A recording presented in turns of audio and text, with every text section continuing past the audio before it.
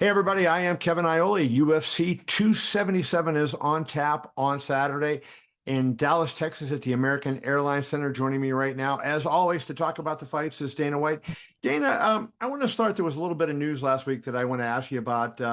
Vince McMahon retired as the CEO of the WWE, and I wonder, he was so prominent in the world of promoting, combat sports and fights and whatnot. And even though, I say fights with quotes, what impact do you think he had on you in the way you promote and just on promoting in general?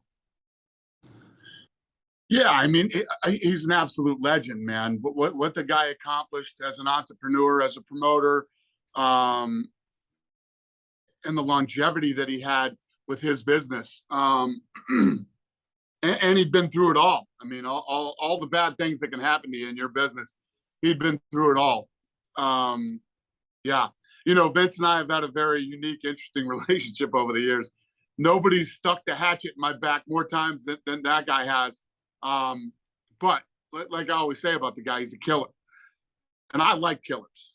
I like killer. I mean, when I just watched that Jordan video again, the last The Last Dance. just like, yeah, now I remember why I love Jordan, you know. But I feel that same way about Vince and a few other guys.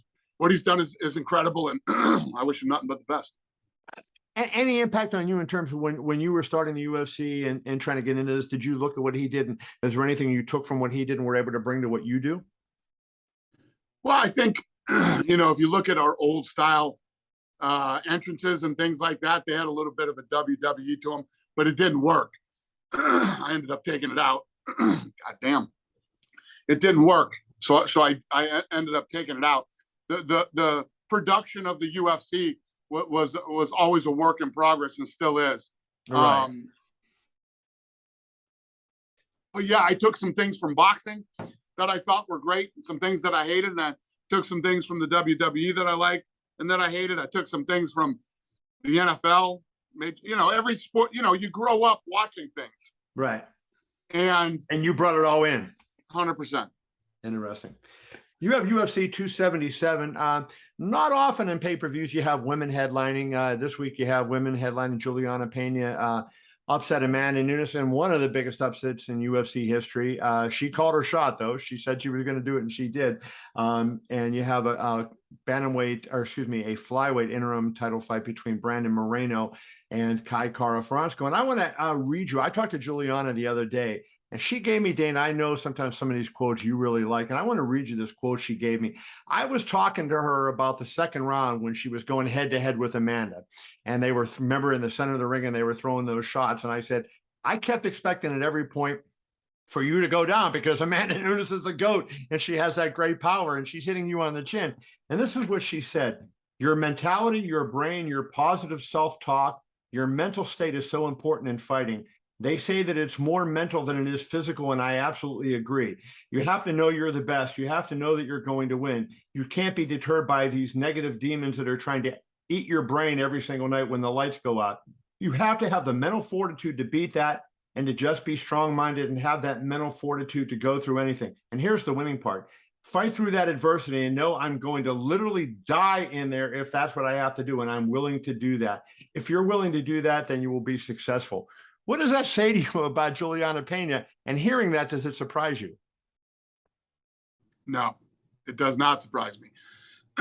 Many years ago, my kids were little. They were in a jiu-jitsu tournament here in Las Vegas.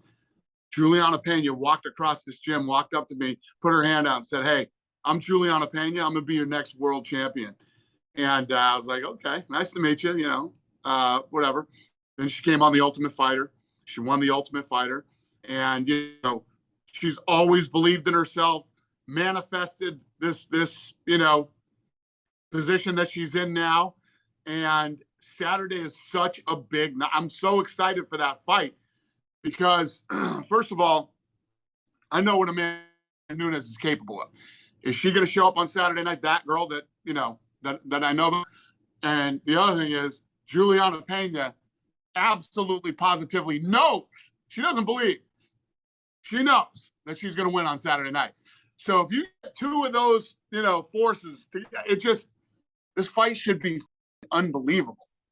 Did you have the same feeling I did? Because when I'm watching it, and I saw Amanda do, she's fighting Cyborg, this monster of a girl's knocking everybody out. And 51 seconds, she knocks her out when they got into that kind of firefight. And so many other girls in the UFC. When I see that the first round was mainly grappling, I see that second round turn into that slugfest. I'm going, no way, Julianna's going to win this. Then boom, she won. Like, did you have the same feeling I did that, like, oh, this is going Amanda's way because of the big shot she was landing?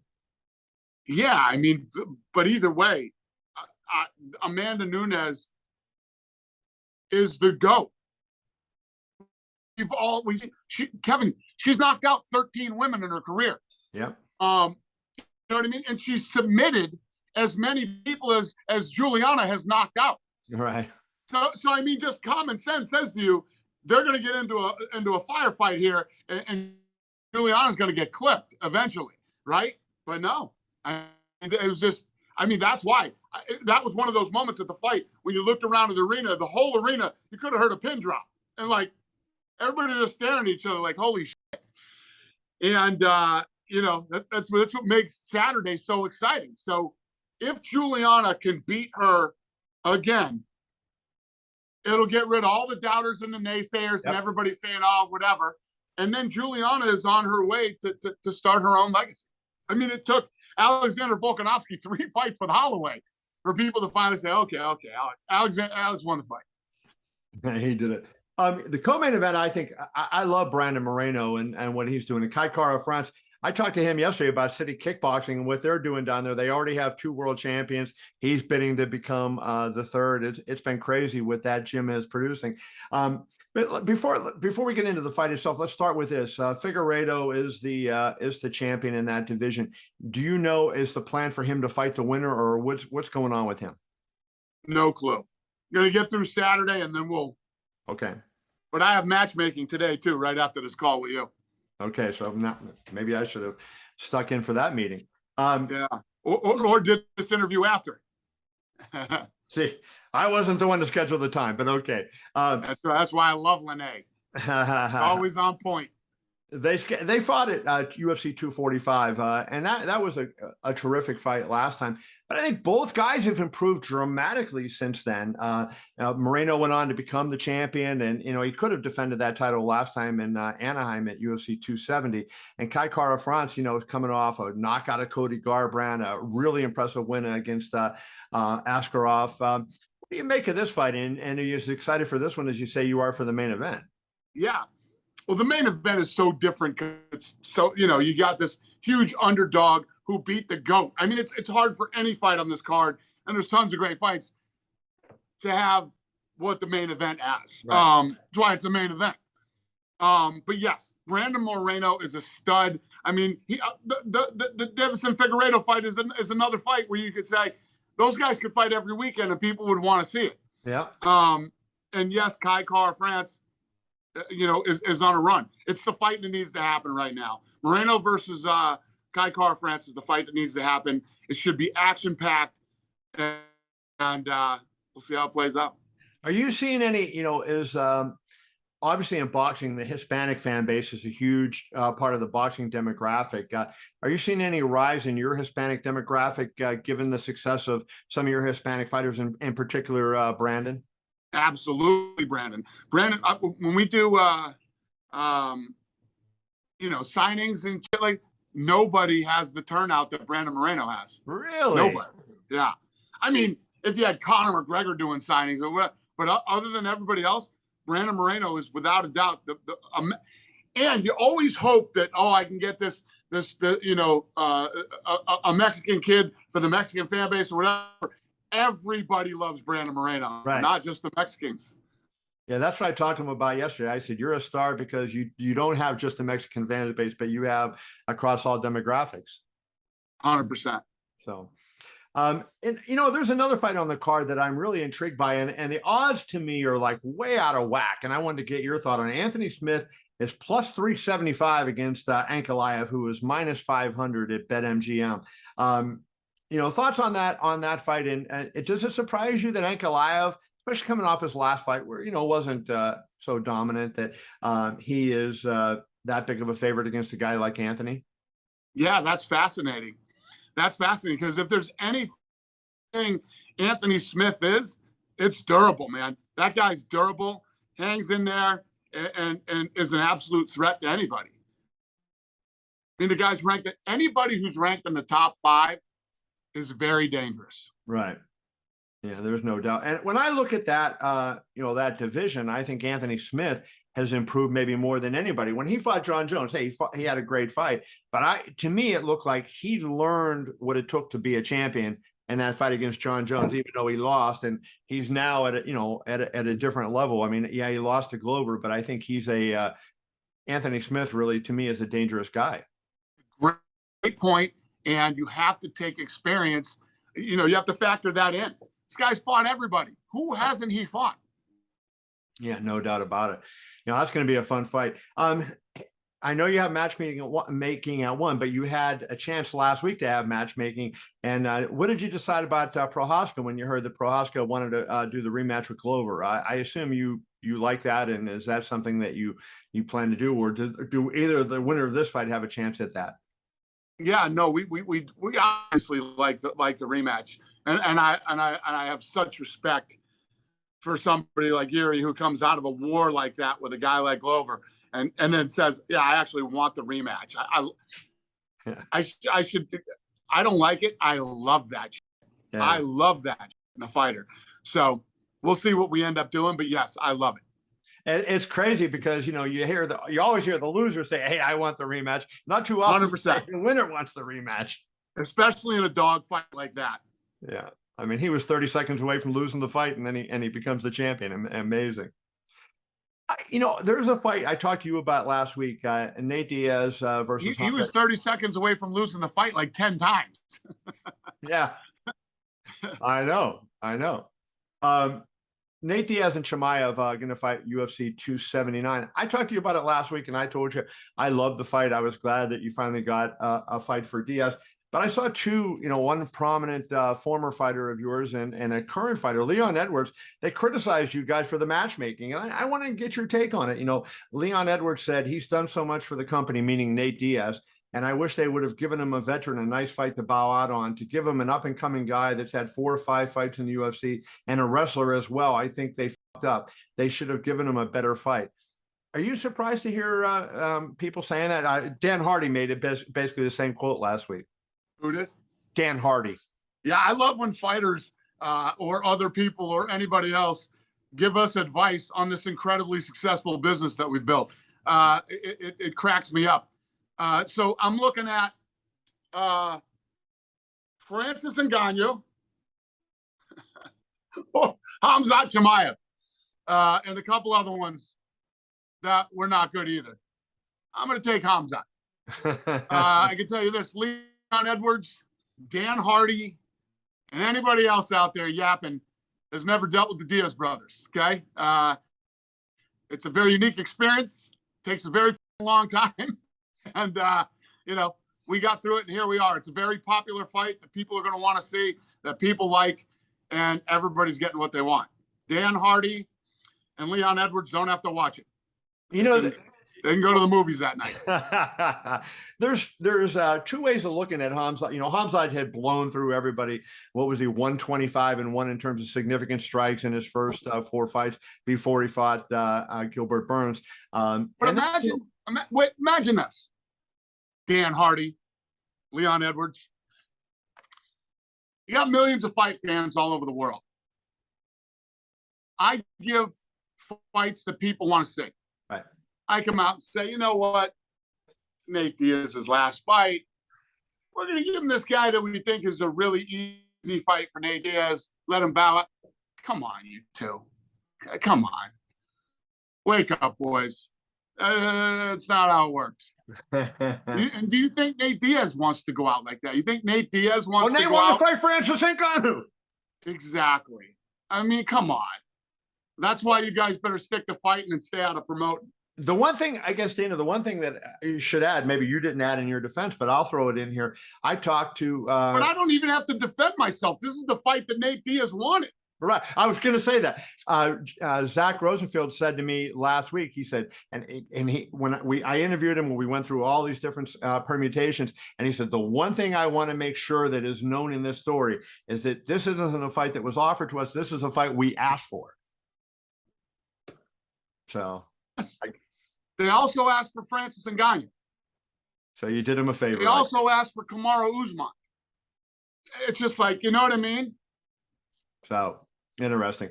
Is your anticipation, that Nate, fights in another organization, or do you think this might be the last we see of Nate in any kind of combat sport? I don't know. Nate came in here and we talked face to face, and I told Nate, Nate's been here for a long time. Nate's been in some wars. Nate's been in some massive fights. We've done some fun shit together. And I told Nate, listen, kid, whatever you want to do, good luck to you. Right. You know what I mean? And when Nate goes out and goes public and goes off on all this shit, what Nate has in his back pocket is Nate knows I'm not telling the fucking MMA media jack. So whatever sounds like you. Sounds like you. Huh? It sounds like you. Yes, exactly. So here we are. I'm not going to get into this too much, but I'm just going to ask you this. Do you think there's a chance he fights Jake Paul? Who? Nate? I don't know. Okay. I don't know. He said I would never do that. He said that to you? Yeah, that's what he said to me. I would never do that. Okay. He said that's goofy. He said other stuff. So 100%. All right. Telling you what he said to me. I don't doubt that. So we will move on.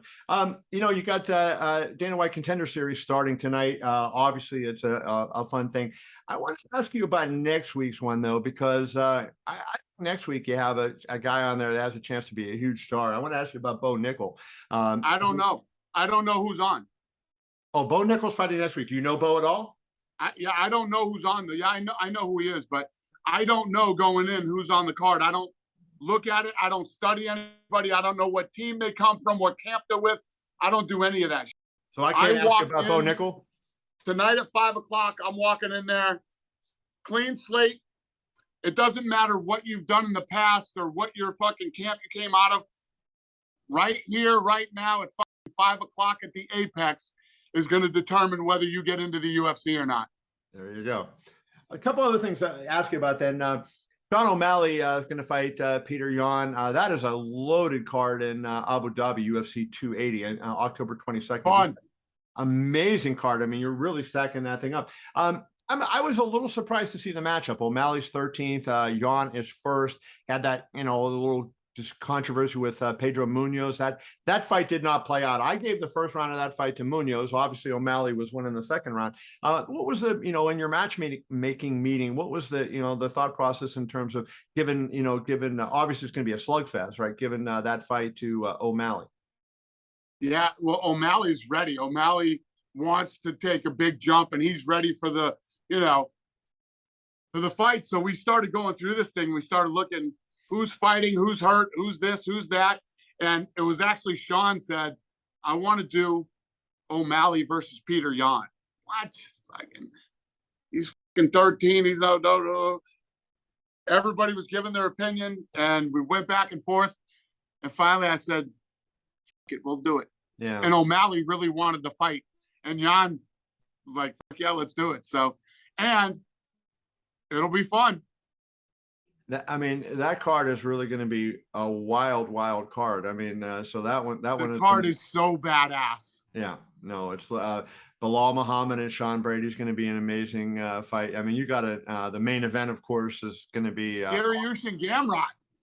Yeah, no, I know. That's that's what I'm saying. That's going to be an incredible card. Do you feel like one of the things I guess people would worry about is like, on the level of matchmaking, sometimes people say you run guys too fast. Sometimes you say you move them too slow, right? In O'Malley's particular case, do you feel like technically, like, is there any concern that he's not, at some point he's going to be ready for this level? He's fast. He's an accurate striker. He has a lot of good things. But was there any concern in your debate when you were talking about putting the fight together? Is he ready for this level of opposition? There's only one way to find out. Everybody can speculate. Everybody can talk. Everybody thinks they're a fucking matchmaker. There's only one way to find out. Put them in. Two other things, and I'll let you go. And when you think about it, if you think about O'Malley, right? O'Malley is 27 years old. Right. O'Malley's been fighting for a long time. This kid's in his prime right now. Right. This is the time. This October, he's only a couple months away. He'll be 28. So time to go.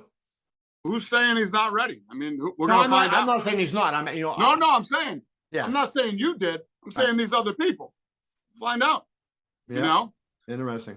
Kid's got 17 professional fights, right? He's going to be 28 years old in October. Right. Either are or you aren't. Two more updates. One, I wanted to ask you about. He's in the top 15. He's number 13. All right, Jeff. What else you got?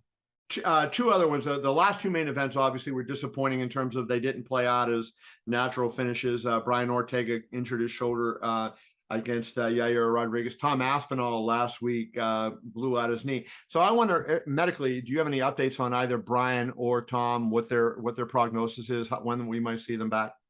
I don't yet. No, I don't. And yeah, like I said at the press conference, that stuff sucks, but it's a rough sport and it happens, man. Both fights, Ortega and Yair was just heating up to be a great fight. And the Blades, Aspinall fight was just getting good too. It's just like, ugh. Yeah, it happens though. Were you just, what did you think of Curtis's response at the post-fight press conference? Curtis was asked by one of the British media members, will you run it back to him? And he says, no, I'm protecting my ranking. I've been in the top 5 since 2018, and I haven't fought for the title yet. I'm protecting my ranking. He wants to fight the Tuivasa Gane winner. I mean, I normally I say, hey, you should do the rematch. But in this case, I kind of empathize with Curtis. He's been there for a long time. He's been near the top for a long time. He's pretty much fought whoever you've asked him to fight. How did you see his? What was your reaction to his comment? Yeah, and I don't hate the idea of him fighting one of those guys either. But go back throughout the history of the UFC, guys who've said, you know what, I'm going to wait. See how that's worked out for the guys who waited. Yeah, that's never really the right attitude to have, that I'm going to wait. But who knows? Maybe that is how it plays out. All right. And lastly, Triple C, Henry Cejudo, obviously he's been making a splash, been showing up at the shows. He's eligible to come back in October. Have you had any talk about booking him, and when might we see him in? And more importantly, what division might we see him in? I know. Not yet. A few months ago, or whenever it was, I'm bad with time, but he was talking. I'm like, stop fucking talking and actually do something if you're actually thinking about fighting. And, the word is he's been training hard and getting ready. So we'll see. When he's actually ready to fight, we'll decide where he's going to go and what he's going to do. Very good. Dana, UFC 277 on pay-per-view on Saturday from Dallas, Texas. Wish you the best of luck. Thank you so much. You coming to the Contender Series tonight? I might be there. You should do it. All right, bro. How would you not? You're a fight fan. How do you not want to be at the Contender Series tonight? They're the best fights in the world. I'm going to be there for Bo Nickel, that's for sure. Tonight, live on ESPN Plus. All right. If I can get a credential, I'll be there. All right, you got one. We'll see you. Thanks.